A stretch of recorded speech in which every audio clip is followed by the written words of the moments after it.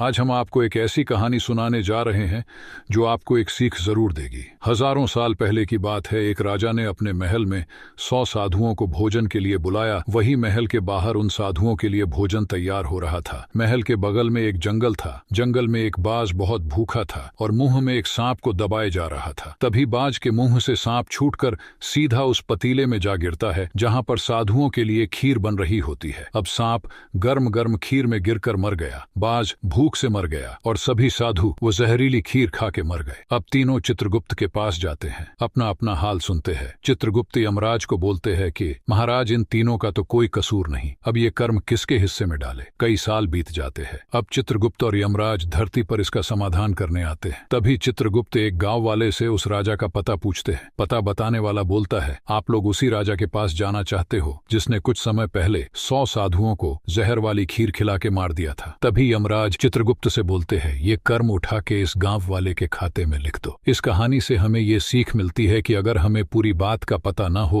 तो हमें किसी पर उंगली नहीं उठानी चाहिए, नहीं तो वो बुरे कर्म हमारे खाते में आ जाते हैं। कैसी लगी आपको हमारी ये कहानी?